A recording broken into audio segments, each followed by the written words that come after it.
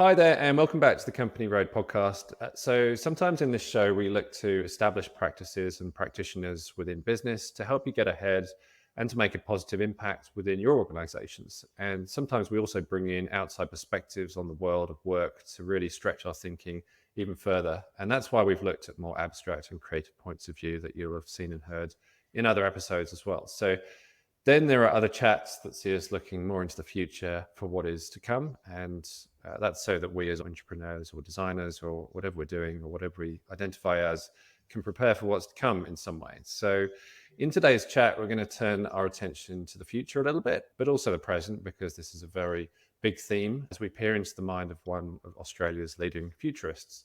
And I'm very excited to welcome Australia's leading voice on AI in CX, AI mentor, keynote speaker, Simon Kriss. Massive welcome to the show. Thanks so much for coming in for a chat this morning. Thanks for having me on, Chris. I'm glad to be here. Thank you, Simon. And Simon, you're a customer experience futurologist, a thought leader. You work with company boards, C-suite executives on a number of businesses and organizations out there. So you're going to have lots to say, I'm sure. And you're in the process of moving to a new role, I believe, around AI. It's really just a new brand for what Yeah, okay. I've been doing, trying to keep up with the trend. Exactly. And you also recently, in 2023, I believe, you recently authored and self-published the AI-empowered customer experience, which is available on Amazon Yep. as a book. And that was right in the middle of the AI awakening period, as I'm calling it. And it's excellent timing to have you on the show, because we're going to be talking in this month about the theme of AI and future and emerging trends and what's next for Australian industries and so on. But before we get into that and trends and the signals of change and all of that stuff, maybe we start with your story and how you ended up in this role as a thought leader and also as an innovator in this space. Yeah, sure. I'd be happy to do that. So I've been in and around customer experience, I guess more focused on contact centers, but around customer experience for about 35 years. Hmm. I've worked for a number of major brands around the world. I lived in Hong Kong for 15 years before moving back to Australia and really worked globally. But I'd always been keeping an eye on artificial intelligence, mostly just because I'm a bit of a nerd and it was a good topic to keep an eye on, but it never quite delivered. Traditional AI still didn't deliver much in the customer experience space.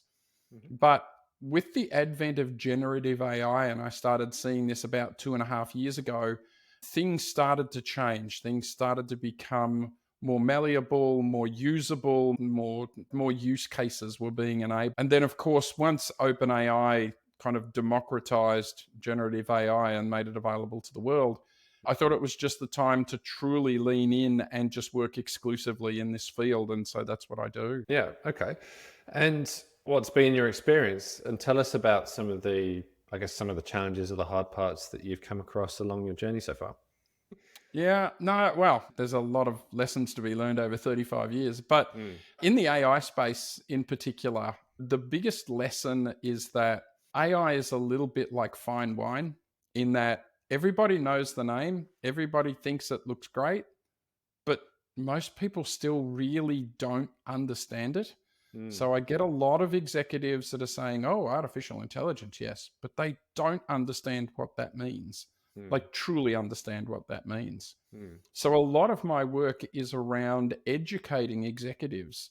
And actually, that's where the book came from. Like I wrote that book a year ago. It was actually supposed to be just a little white paper of about Mm. 5 pages. And suddenly it became 30 pages and then 90 pages. And then I just decided it should be a book. And so never did in my life did I think I would publish a book. But there I go. A year ago, I published that. And Mm. next month, I'll be publishing my next book. Wow. Okay.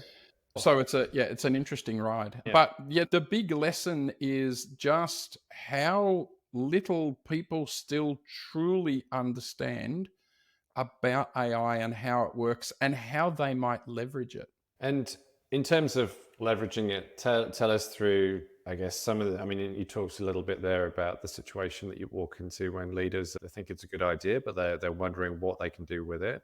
And from there, where does the conversation usually go? And what are some of the steps that an organization or a leader might usually take? The $1 million question, actually.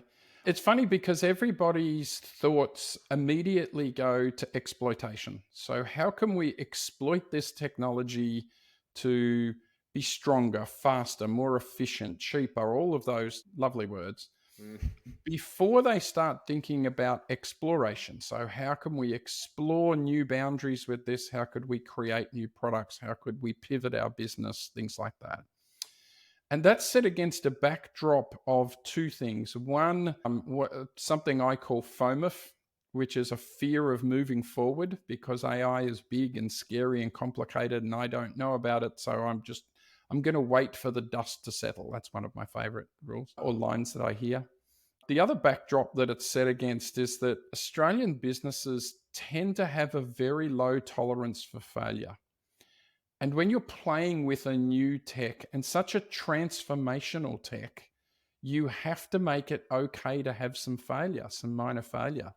And so taking the executives on that journey of understanding that there will be hiccups, they will trip over, they need to have a bit of a tolerance for that, they need to look at a whole pile of underlying issues that they maybe had swept under the carpet for a while around tech debt, things like that. But all of it comes back to what is your journey? And I would put this out to all of your listeners. Mm. What is the journey around AI? And for me, the journey starts with a personal journey. If you start using generative AI personally more and more, you're going to find that adapting it to your workplace becomes easier and easier. It's easier and easier to understand. Mm. So always start at home. And if you're looking for the perfect use case to start with at home, I'll let you in on one of my great secrets. Anybody that has a child, a grandchild, a niece, a nephew, anybody like that, that's kind of up to about age 12. Mm. One of the best things you can do is go into generative AI, ask it to write you a bedtime story where that child is the hero of the story. Mm. Set it in whatever setting they're into right now. They might be into unicorns or Knights of the Round Table or whatever it is. Mm. Set it in their favorite location, include their dog's name or their favorite toy's name, and make that a wise, trusted advisor. Yeah. And you can even weave in things like include a message that talking to strangers is not advisable, Mm. or include a message that you should tell a grown up if you're being bullied, or whatever message you want to weave in. Mm. And those personalized stories, the kids absolutely love. And that's just a great starting point for anyone in their personal AI journey. Of course, the other one is tell it what's in your fridge and ask it to give you a recipe. That's always a winner too. Yeah, good, good. So you're finding different uses for it. And I mean, I'm thinking about the child story and also applications from a business point of view. I mean, obviously, if you situate your story in the land of the stakeholders and in the land of the head of the product, marketing, whoever it is, whoever's you can think about it from that point of view too, because Correct. there are different applications. If you learn it, like you say, at a personal level, you can then bring some of that storytelling. Obviously, you'd reframe it for whatever it is you're working on, but you could think about how to bring it into the business context. Yeah, and that can happen a couple of ways, Chris. Mm. So one is you're right. You can just kind of, how else could I tell this story? How else could I get my point across, or ask for funding or ask for approval, whatever that might be? And then you can tailor it right down. So somebody that I'm working with at the moment, they are in middle management, and they wanted to put together a great presentation to ask for funding for some AI work from the CEO. And so I got them to dig into who the CEO was, what they liked, what they didn't like. Turns out the CEO is a Pink Floyd fan, Mm. and just recently was the 20th anniversary of Dark Side of the Moon. Yeah. So what we had generative AI do was take the key points from the message that we wanted to send to the CEO and relate them to the titles of the songs on the Dark Side of the Moon album. Oh, And cryptic. that was actually the way he presented it to the CEO. And he said the CEO sat there in the room for the whole thing, giggling the whole way through, because he'd bothered to take the time to relate it. Like, he still needed the content and he still needed the right thing, but it was just an interesting way to pitch his idea internally. Yeah, I love it. I think knowing your audience and obviously adapting content and story for that audience in the business context is always going to work well. It reminds me of a conversation I had within a previous episode. Sarah Core, where she works within CSIRO in an AI capacity as well. Yep. And we were talking a little bit about creativity because she was an artist basically, and she was talking about, we were having this discussion about whether anyone can do this or whether only more creatively thinking people can do this. And obviously we like to believe that everyone has creativity in them, but to make the connection to Pink Floyd in the example that you give, it wouldn't have occurred to everybody, put it that way. So what are some of the things that you think would help spark ideas like that in the business context? Look, there's two answers to that. The first answer is, as you start on this personal journey I was talking about, doing things at home, asking it to write a quite descriptive email to your child's school principal or whatever it is that you're using it for, what you're going to find is, as you do it once, and image generation is a great way to fast track this. Mm. Once you ask generative AI to generate an image, you don't get what you want first time, usually because your descriptor, your prompt is too simple. And Okay. so you start learning how to become more descriptive and tell it more. I want the lighting to be cinematic.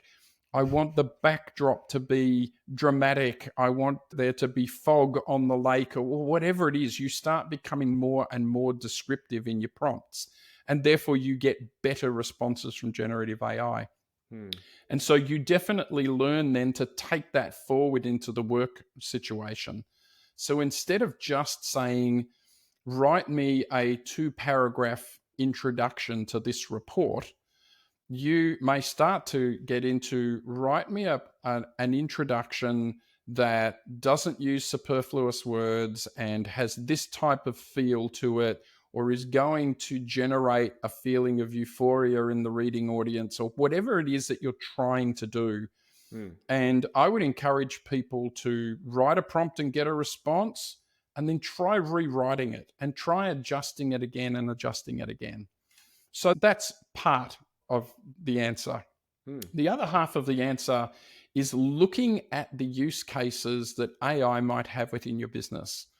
And the simplest place to start there is start looking for pain points. And the most obvious use case for generative AI is not always the best, and the best is not always obvious.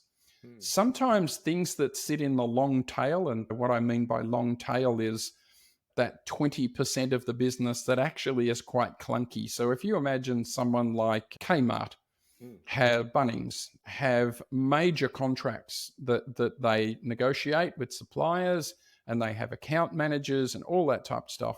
And then they have a whole pile of little suppliers. Well, all of those little suppliers are probably being underserviced. That may actually be a better generative AI use case than doing something for the large big business, especially initially. Hmm. So I think just looking around the organization and trying to find out, imagine an axis where on the left hand, a graph where the axes are on the left hand side, how much business benefit this would bring. And along the bottom axis was, how technically complex is this? Like, do we have the data even that we would need for this? Will help you to start plotting what are the best use cases to go after, and then you prioritize them against risk, and away you go.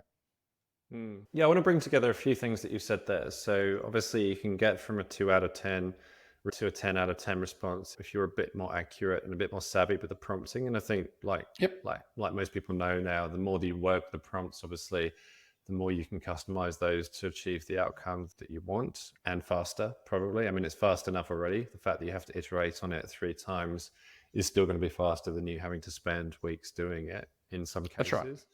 Yeah, you were talking a little bit earlier in the conversation around exploitation, which I think is interesting. And in that previous point, you were also talking a little bit about how, how the readiness, in a sense, could be assessed, and taking some of the steps around getting started. I wonder how it's sort of like, are you focused on the journey of AI, or are you focused on the outcome of AI? And have you seen that either of those work more powerfully than one another in getting the conversation started and getting the right people to agree it? I think it depends on where you are from a maturity perspective, an AI Yeah. maturity perspective. If you're very early in the AI journey, which most organizations today in Australia are Mm. this year, and if you're there in the early stages, then it is about the journey. It's about trying to decide where are we trying to head with this, because that will start to derive what tools you want to use.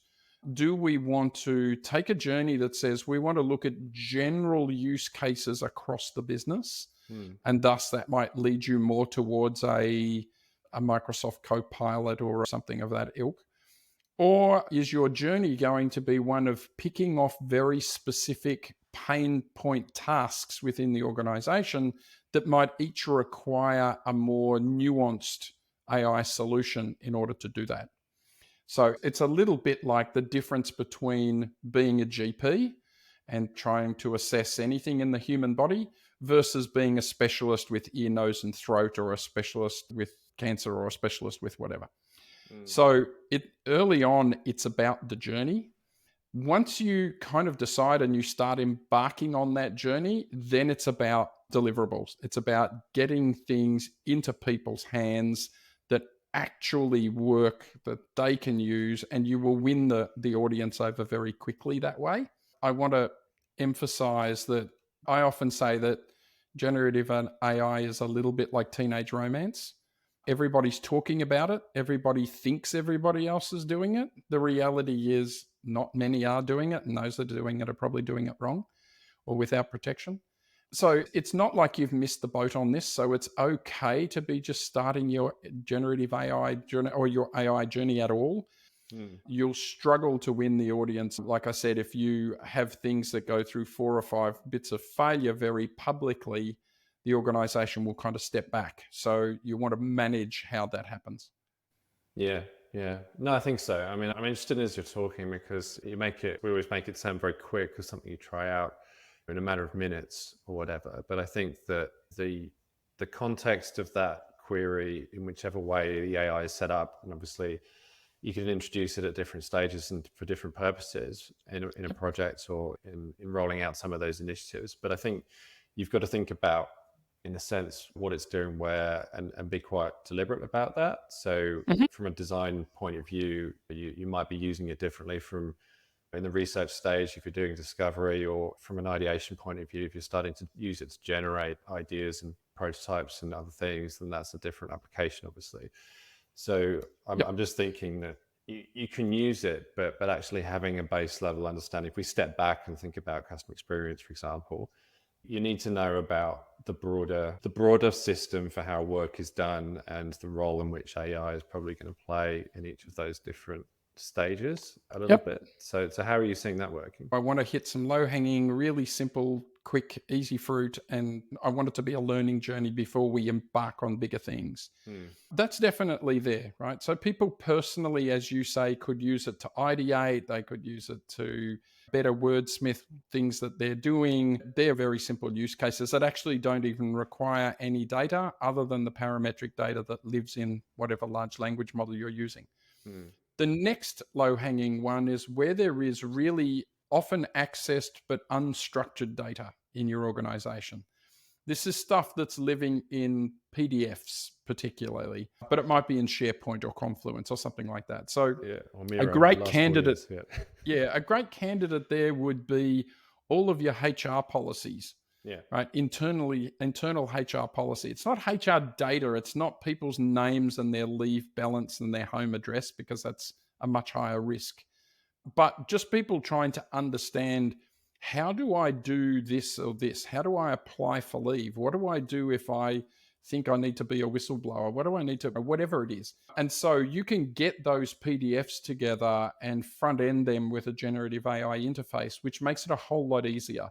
Hmm. The other one from a CX perspective that people might resonate with is your call center workers may have a knowledge base system, a knowledge management system, that when they ask it, it tends to do a semantic search. It looks for those words and it'll bring back, here's very much like Google, it'll bring back 10 links that say, here's these 10 documents, your answer will be in there somewhere. But the agent's still got to leave the customer on hold and trawl through those documents until they find the right thing. Well, you could probably put a generative AI front end on that and make it that people can just ask the question and get the answer. Now, you'd want to make sure you were controlling hallucination and doing all of those good things, but they're relatively easier use cases that don't require a lot of structured data or a lot of continuously moving data. They tend to be more based around unstructured data. Yeah, I mean, I think that seems pretty obvious. I think there's a lot in the use cases around the simplest fixes, basically around efficiencies and where you can see things that are very manual. That feels like a great starting point for a lot of businesses, and that's where a lot of work and time saving could be made. Yep. I'm And also that's wondering, just yeah, and that's just exploiting the tech, right? That's not really exploring it and changing the business up. That's just kind of exploiting the tech to make you a bit more efficient. exactly. Yeah, I mean, it's used for deduction, really, and you're looking at large data sets and understanding them better in an analytics capacity, in a way. Yep. Yeah, I'm also thinking a little bit about, I guess, the fear, because a lot of people like take, even if it was really hard to run things through with 200 spreadsheets, the fact that it could be sped up comes across as a threat in some way to its own skill set. I see this a lot in work that I do on a consultancy level, where if you're working with government, or if you're working with people that are still on their journey when it comes to digital transformation, and there's a lot of other systemic work that needs to be done for organizations like that to be able to kind of step up and step on. You come across people that take real pride in their work and that have been running things a certain way for a long time, and some are frustrated, would love to just drop it and move on and take the AI route, but actually others are quite fastidious almost around their working practices and how they do things within the tools that they have. They just really stick to that. So from an adoption, but also in terms of dropping legacy, have you seen anything like that in the work that you've done as well? Yeah, I have seen dropping legacy, but, and it's a huge but, all of this really sits with the CEO. And for those people that aren't adopting, I kind of blame the CEO. Like, there was a report that came out about a week ago that was a joint thing between Microsoft and LinkedIn, Mm, and they looked at countries all over the world. And they estimate that 75% of knowledge workers or office workers are using AI in some part of their job mhm. with varying degrees of frequency, Yeah. but that at least half of those are not admitting to anyone that they use generative AI for fear of someone saying, well, we don't need you then. Yeah. That the CEOs are not coming out and laying down their position on AI, Mm. right? So workers are really unsure what this means. Does this mean that if we adopt AI, I'm going to lose my job? Or does it mean that I'll be retrained? Or does it mean, am I allowed to use it? Am I not allowed to use it? Mm. And so it's really incumbent upon the C suite to come out formally, because that fear only exists in a vacuum. We need the C suite leaders to come out and say, okay, here's where we are on AI. Even if that is as simple as we're evaluating it, we don't really know what the impact to our business is going to be yet, but we want you to use the tools. Or we want you to use the tools, but we want you to use them safely. So here's some guidelines around how to do that. Not a policy that says no, but a guideline that says this is how you do use it safely and become efficient. Or that might be later on when they release their responsible and ethical framework for AI. One of the tenets of it might be is that we're not going to use AI just to lower headcount. Now, any CEO that comes out and says that to their organization is going to have an organization that feels safe and secure around using AI, because it's not going to be used just to lower headcount. Now, ultimately, might headcount lower? Yes, it might, through natural attrition, and we just don't refill those positions because we're becoming more efficient. There's a lot going on in this space. Could you imagine how wonderful it would be if in Australia the use of AI Mm. became so prevalent, we became so efficient that all companies started telling their workers they only needed to work 4 days a week instead of 5? Instead of downsizing and dumping people and blah, blah, imagine if they just said, you only have to work 4 days instead of 5 because we've got an efficiency gain out of AI. Hmm. Now, a lot of people say that's a pipe dream, but imagine what that would do for your staff, and your attrition rate of staff, particularly in frontline positions, would drop to almost zero because people would love that concept. But people aren't thinking that way. C-suites are not coming out and saying anything about AI.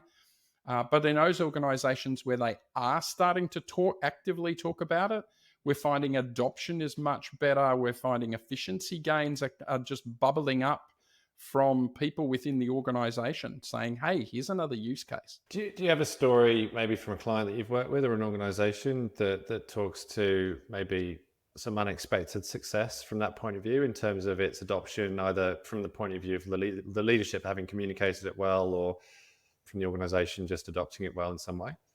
Yeah, it's an organization, though, that's not in Australia. It's in Singapore, actually, Right. where the CEO came from a technology background. And so he very much understood the tech, which helped. And he, it's a, they deal in stationery and stationery supplies. Mhm. And he came out and actively said, look, we want to use these tools. We think they're going to deliver great benefits. We want to see what those benefits are. This is not about dropping the number of people.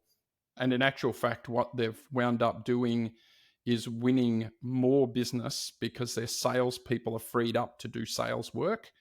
And the excess capacity that they've created, they've actually put into areas of the business where they felt they were falling down, or they weren't doing the best they could do. So orders tend to get out a little quicker now, which means that their customer satisfaction ratings are going up. The phone calls get answered a little quicker, the emails get answered a little quicker. And so people are finding that business is becoming more responsive. And as a result, their sales have started to increase. It's still very early days for them. It's probably only 6 months in, but the early signals are really good. Yeah, interesting. I mean, that's great. Thank you for sharing that. I think that really brings it to life, just in terms of how quickly progress can be made. So 6 months is sort of within the context. It feels like I was talking about the AI awakening right at the start of the chat. Maybe from the last 2 years, and you've been working on it for a lot longer than that. But it just feels like people are coming around to it faster. So the adoption curve is sort of on the climb. And from the point of view of that, if you did set something out and you were going to track it over 6 months, in that 6 months, it could be quite possible that you as a business would still need to do something else.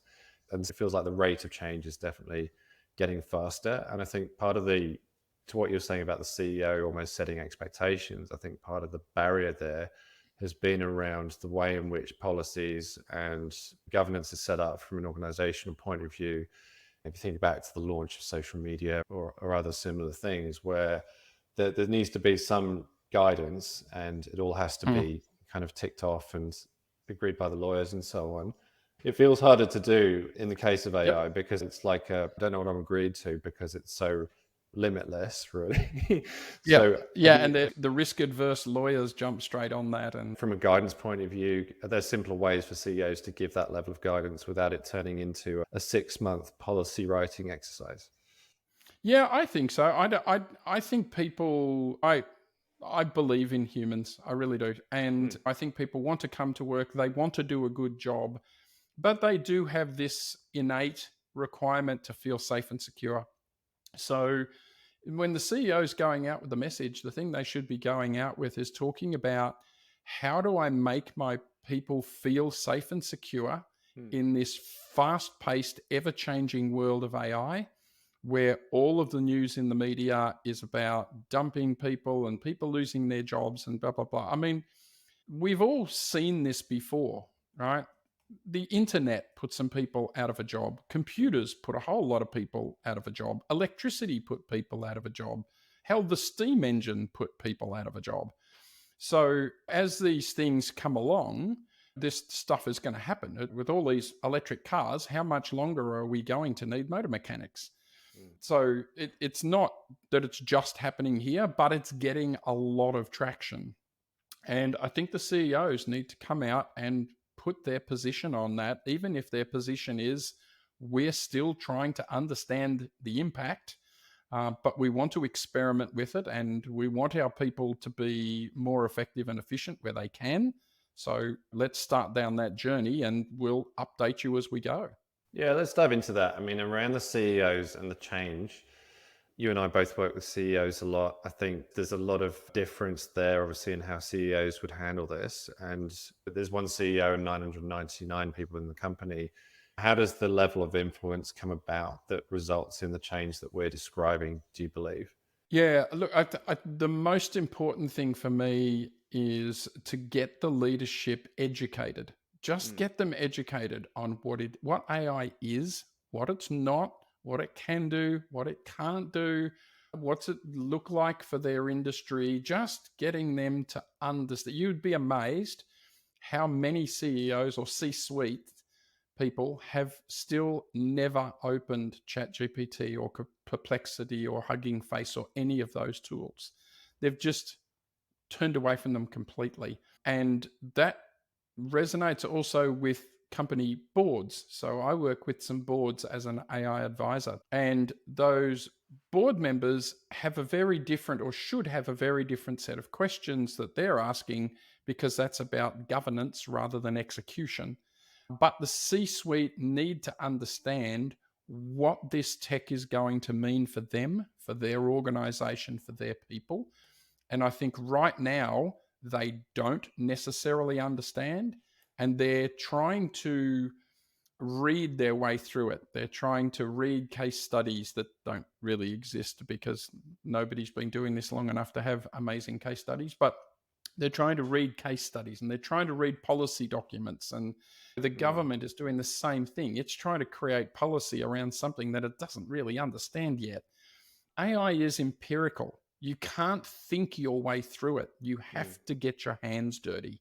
The only way that these C suites are going to understand it is to start playing with it, using it themselves. And until we can get them to do that, they're simply not going to understand. So, yeah, education for the CEOs, anybody else in the C suite. Absolutely. They need Yeah. education just as much as frontline staff need education on this stuff. Yeah, yeah. And then 999 people in the organization, the entrepreneurs, I mean, from that point of view, can they influence the adoption from the leadership, do you think? I think they can influence the adoption. I was doing work with a local council Mm, here in Melbourne, one of the local councils in one of the suburbs of Melbourne. And they had an internal, kind of like a hackathon, come up with a good ideas thing. And one of the entrepreneurs in the middle of the organization actually paid his own um, subscription to an AI tool and used it to gather some information from across the organization and present it in an AI format. mm, And the CEO was one of the people that was on the adjudication panel for this hackathon. And when he sat down and started using it, he's immediately kind of in that, oh my God, why aren't we using this more in our business? Why mm, that so I think the trick for entrepreneurs, if they really want to push that agenda, is prove it, show it, let people, like I said, it's empirical. They don't want to read about it, or they can read about it, but it doesn't have the impact. Ask them to sit down in front of a PC for 5 minutes and find the HR policy on this using traditional methods, or use it using this little tool that I whipped up in the last hour. And straight away, people will get it. yeah, yeah. No, I like it. I mean, yeah, definitely see that working. I just did some work with a major bank here, and the security is super tight, obviously. And we were able to use Gen AI to basically create some, it was ideation, but basically create some concept cards. Not that we were showing, not putting the whole IP through the engine, but just if we wanted to show a particular image and it was doing something in a setting a particular scene or whatever, you could bring that to life in some way through the picture. And the leadership loved it to the extent that they wanted to be shown how it was done. I think that's where the conversation can really start. Yep. Yeah, people, like I said, I'll say it again, it's empirical. And so Mm. people learn it from a use case, they learn from doing. It's the simple reality of AI. Yeah, I mean, the tech adoption examples that you were giving there are interesting, and AI is an interesting one, obviously, too. Just from the point of view of there's positive adoption and use cases that we're hoping to get from this, but also there's probably the more stigmatized side where there'll be some people that obviously want to use it for good, but there'll be other people that either want to use it in the wrong way or inadvertently, or they're going to be using it to get around things that maybe shouldn't. So are you seeing signs of there being misuse or misappropriation, and what's happening in those situations? Well, there are the nefarious people out there that are doing things. OpenAI published a list of 6 different groups Mm, using that Microsoft naming convention, Typhoon Blue, and blah, blah, blah. mm, And they're clearly asking generative AI, how do I make a bomb or how do I do this? But mm, they're very far and few between. In the business world, what I'm seeing is accidental misuse. So people genuinely trying to do the right thing, but because they haven't been educated, doing the wrong thing. So people don't know, they may ask generative AI, a generic generative AI tool, to write a letter to this customer mm, explaining why we couldn't process a refund or whatever, and including the customer's name and address and everything else, so that generative AI writes the entire letter, mm, not realizing that they shouldn't be publishing that information to an open source platform. mm. So it's more, I haven't seen any real examples of people purposely, knowingly going and doing that sort of stuff with generative AI. Mm. It's more been accidental or incidental, just simply because they didn't know. So that's good to know. I think there's enough for people to figure out, it seems, to be able to put it to positive use to begin with. And obviously that can lead to much greater things and freeing up of time and so on, as you describe. Yeah. Look, Um, I think people will be adults if you yeah, treat them like adults. yeah. So often when I'm writing generative AI usage guidelines for organizations, it starts off by actually talking about how they might use it. And I try to give them 8 or 10 examples of things that they could do in their working day where they could use generative AI. I try to give them example prompts that are relatively well written, well, probably better than a person that didn't know about generative AI might write. Mm, And I even give them the names of 2 or 3 free tools that they could. You want to build beautiful slides? Great. There's Canva and there's Beautify and there's or Gamma, all these types of things. Before I get into, okay, and if you are going to use it, here's the things you need to be cautious of, type of thing. So you're not just telling them no and smacking them over the hands, but you're actually helping them see how they would use it for themselves and let them go and explore. mm. Yeah, that's cool. I mean, I saw that you've done some work in the guideline space around good AI guidelines, and did you have any other advice for people that were looking at this adoption, on that basis of setting up guidelines and getting some of those principles right? Yeah, you definitely want to do guidelines. And if you don't have a set and you want a set, give me a no. Look, there is some free help out there. CIRO's Data 61 has released some really good stuff around this.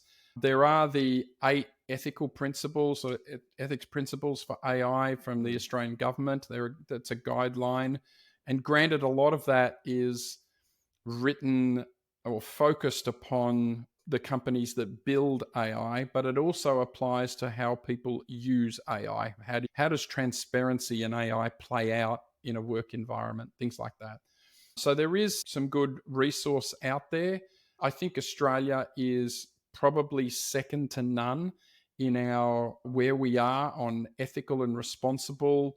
We have some of the best AI minds in the world in this country. I don't subscribe to the theory that the US is leading everything. I don't think that's true. I think all governments are struggling with legislation around this. So, yeah, there's definitely stuff out there. yeah, plenty of resources. That's really good to hear and encouraging from a local economy point of view that is the case as you're seeing it, leading the way. Yeah. Yeah, no, it's really good. I want to maybe take a look just to the future. I said at the start we were talking about emerging trends, and obviously we've spent a lot of conversation today thinking about AI and talking about its application within the business world. But in terms of future adoption, a lot of chat today has been around present and how to get on board. But what are you seeing as coming up and some of the shifts in the market or within organizations that you think businesses or entrepreneurs will need to adapt to?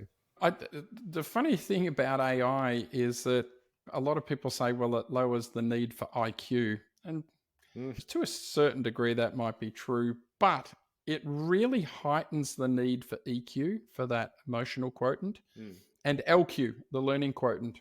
So if you want to pick up any skill that's going to help you into the future, particularly an AI empowered future, is the ability to continuously learn. Don't take for granted for 1 minute that the best way to do things or it's always been done this way is just the craziest phrase you can ever use around an AI world. mm, So for me, the future is going to go to the people who have the greatest ability to rapid assimilate, adopt, and adapt what's happening around them, because the changes in AI tech are so fast. We just saw that OpenAI has released its 4.0, not even 4.0, 4.0, and immediately Google replied with their new models. The book that you mentioned that I wrote a year ago, for instance, has nothing in there about multimodal, mm. and yet multimodal AI is going to become bigger and stronger. So Yeah. I think that stuff is there. I think if you look further into the future, sometimes movies dictate reality. And if you've ever seen the movie Her, I think we will all wind up with some form of a personalized AI assistant in our lives that understands us, understands what we like and we don't like. That first thing in the morning, we like upbeat music, but late in the afternoon, we like classical music or whatever that might be. Yeah. We like this aunt, but not that cousin. It will understand a whole lot about what we do and how we do it. It won't understand why, but it will understand what and how. And so it will become a huge assistant. And that will play out in the workspace too. I think each of us will probably have a work AI assistant that you will choose the tone of voice, you will choose if it's male or female, German or Asian, you will choose all of that type of stuff. And it'll be someone that works alongside of you. So, and I don't think those days are far away. I could see that happening in the next 12 to 18 months. So it's a exciting new world, but a rather daunting new world. Oh, I agree. I agree. I mean, we're talking. Another AI expert on the show, Gareth Ryden. I don't know if you saw the episode, but yeah, we were talking a little bit about that. So if it's a 4-day week, then who's to say that 3-day week might be after that? Or you kind of follow the consequential train of thought through, and you say, well, if the assistants are there, like you were describing, because the workforce is basically freed up to do other things, then what are they going to spend their time doing when there are so many people on the planet? Have you got any Well, thoughts around what the consequences might be? if you think about the 888 model, right, Mm, that came out years ago, 8 hours of work, 8 hours of leisure, and 8 hours of rest. mm, Well, if AI starts taking away a whole pile of that, then why can't that time go into leisure pursuits more? So I would love to see it that I think more people were physically fit, more people were mentally. So our working life causes a lot of stress and a lot of anxiety and a lot of pain. Having that time, if I said to you, Chris, what would you do with 4 hours today if I could just block 4 hours in your diary? mm, And you kind of stop and go, well, hang on, maybe I'd go to the movies, or maybe I'd just spend some time with my kids walking in the park, looking at the colors of flowers. Or maybe I'd really finally get that jigsaw puzzle finished that I really wanted to do. It's kind of that same dilemma, I think, that people, when they reach retirement age and they formally retire, now what am I going to do with this time? That's going to come earlier and earlier into our lives. And I think we will just start to adapt to that as it happens. mm, mm. Yeah, interesting one, I think, from the point of view of human capital and the value that you place on it. Because if our time is free to do more value driving activities, as we've been talking about, then you can push yourself to do more. You can learn more. You can obviously bring more into work. And then that evolution will lead to other possibilities as well. But it feels a bit early to kind of predict what that world might look like if we were just one It day a is week kind with the of help of early. our assistants. But you know what I mean? Yeah. Oh, I could see you spending time learning 3 new languages or something. Hmm. And so I'm going to go for a trip in 6 months to Japan. So in the next 6 months, I'm going to learn basic Japanese. Yeah. There we go. There'll potentially be a ton of use cases. At some point, I always get asked that question of, is AI going to become sentient and kill us all? Yeah. And the answer is probably yes, but it's a long way off yet. We've still got a lot of good to get out of AI before we get to that much bad. Yeah. No, I'm interested around the positivity that it could generate. I mean, if it was carrying the workload from a processing point of view, from an implementation point of view, and we were freed up to do other things, if we channeled our time into other, value driving activities, and maybe into sustainability or ways in which we can do more of things in the real world rather than on machines like we are now, then that might lead to a different outcome as well. You never know. Truly carved out time in our diary to just sit, think, come up with new work ideas, new opportunities, new products, new services for our company. Most often, when you ask, be they entrepreneurs or senior execs in an organization, when you ask them that question, it's always, I'd love to, but I'm just too busy. And they're too busy getting bogged down in stuff that they shouldn't be bogged down in. You getting copied on 20 emails that by the time you get to read them all, it's self-resolved anyway. All of that type of stuff. That's where AI is not designed to take our jobs. AI is just designed to take away all the cannon fodder to free us up to do much better things that only a human can do. I think cannon fodder is an interesting term because it feels like in the short term, the possibilities and the market, for want of a better word, when it comes to AI, it gets much more cluttered every day. So the explosion of platforms and startups are all jumping in. There's quite a lot more to navigate than there was a year ago already. And I'm wondering from that point of view, how to advise people best. We're talking about keeping it simple and starting with things, but the evolution of the possibility, the fact that it's kind of over niched already. How do people start and how do they navigate that? Yeah, look, I think there will be a shakeout in the industry. There will be that this guy buys this guy and that guy buys that guy. Yeah. Right now, nobody's sure. If you look at the investments being made, Nvidia, who is making a bundle out of selling chips, is investing in Hugging Face and investing in Anthropic and investing in this, and this guy's investing in that. And so it's still a very cluttered marketplace. And so the way in which I encourage people to do that is find your first use case across the organization, right? Do a little bit of research, spend a bit of time identifying some potential use cases, settle on your first one and get C-level agreement that is the first use case. Go and do that to the exclusion of all else, because as soon as you start stirring this pot, somebody over here in procurement wants something done, somebody in the warehouse wants something done, somebody over there in customer service wants something done. You have to exclude all of those.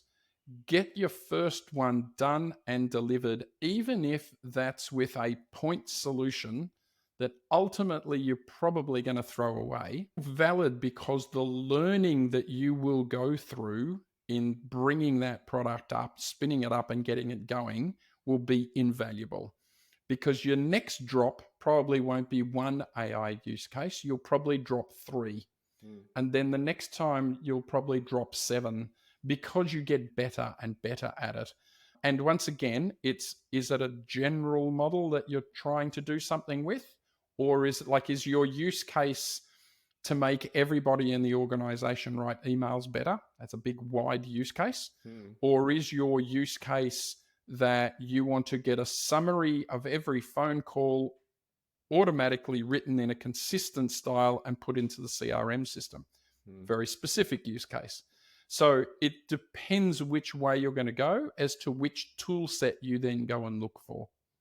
Yeah, that's a good point, because a lot of people see them all the same, but obviously there are tool sets that you would use if you had the information you were putting it in. That would be one maybe use case, and another would be more where you're looking to the outside world of, almost like a search engine would, looking outside for inputs to bring in. Have you got any thoughts around that in terms of how to use what for? Yeah, well, I mean, not. I want to start off by saying not everything needs a large language model, Yeah. right? If all you are trying to do, to go back to my previous example, if all you're trying to do is summarize a phone call and write it into the CRM, Yeah. do you really need a model that's that big it knows how to disarm a nuclear device? Mm. Medium language models are where we're starting to see people really hitting. And we're even seeing that for a number of the big vendors, especially in the CX space, Mm. where they might use a large language model up front to understand what the question is. But then they go and use the organization's data and use a small language model to generate the answer because they don't need the large language model for it. Mm. So it really is starting to become horses for courses. We're starting to see companies that are coming out that are very broad in what they do. And these are not recommendations, but just names that spring to mind. Mm. Companies here in Australia, Catonic, have an AI platform that can kind of be manipulated to do pretty much anything you want, as against, say, another Australian company like Brainfish, which has positioned themselves very discreetly in that we answer questions for customers about your products and services. Mm. So it really, like I said, it comes back to what is the use case that you're trying to do and what do you think your journey is going to be over the next 6 to 12 months Mm. that would start to drive who you then went and talked to about a potential technical solution. But around AI, if your IT manager is or your IT team is thinking that they're going to build it in house, it's madness. Okay. You just wouldn't build anymore. The cost, the time, the compute power have kind of put it out of reach. Yeah, interesting. Because obviously, even 2, 3 years ago, if you think about closed and open innovation systems and what sits behind that, it was obviously quite a serious discussion with CTO as and when you would want to do anything like that. But from what you're saying, it's not really worth putting the company walls around it and trying to do something yourself. It's not worth it. It just simply isn't worth it. I mean, there are ways to protect your data and get data security, cybersecurity, and all that sort of stuff, and Hmm. still use tools that are commonly available. I'm often amused with companies that question the security levels of some of their providers but not others. Like, who questions the security levels of Microsoft and Salesforce and people like that? We just willy nilly use their product. Or they expect that we're going to buy this AI product. Are they SOC 2 certified and are they GDPR compliant? And then if you go to your internal IT team and say, are we SOC 2 certified? Are we GDPR compliant? Oh, no, we haven't done that yet. So we're kind of expecting a much higher standard. Luckily, most of the AI companies are leaning into that and are reaching those levels of security and things, but needing to put a box around everything and have it living on your server in your server farm for AI is simply not going to be a reality at scale. So I just wanted to maybe finish with one question. Often we come onto the show, and a lot of people that we've talked to are either entrepreneurs or have been, but in your case, slightly different. So we often ask them about their superpower. But I wanted to maybe frame the question slightly different from your point of view, which is if you're to describe, I guess, the superpower that people would have if they were using this technology that you've been describing, what would it be in one way or another? But how could it enable people if you could sum that up? The superpower I think most people personally will get out of generative AI Mm. is the flash, speed, the speed with which you can do things, the speed with which, here's a great use case. You get sent a very large report, or I get sent a lot of academic research. The Mm. ability to drop that into a generative AI model and say, please summarize this into 3 paragraphs that a 15-year-old could understand. You don't get any big words in there. You get simple explanations of what this paper is about. And then you might decide to drill in, or you decide, you know what, it's not worth investing my time in reading this when that's not actually going to help me in what I'm doing this week. Yeah. Yeah. And so just those little things are going to make us faster and faster and faster in our work. So more than anything, I think that's the superpower. Yeah, amazing. All right. Well, thanks so much, Simon. I really enjoyed the chat today, and you're an excellent speaker. Obviously, You got your own podcast as well, and you've done your book, and you've got another one along the way. So if people did want to get in touch and hear more about you or ask you a question, where would they find you? The simplest place to find me is on LinkedIn. It's just Simon Kriss. I'm the only one on LinkedIn with that name, I'm Yeah. happy to say. Or they could go to the website, simonkriss.ai, and find me. And what I would like to do, because this has been so much fun, Chris, is anybody that is listening to your podcast, if they want to reach out to me on LinkedIn, I will send them a free PDF version of the book. They don't even have to go and buy it. Oh, amazing. Thank you. Thanks so much. That's a really kind offer. And we'll pop that in the show notes as well. And yeah, good reason to get in touch, I reckon. So check that out. And thanks so much, Simon. Really appreciate you coming on talking to us today. Enjoyed this a ton. It's been a lot of fun. Thanks.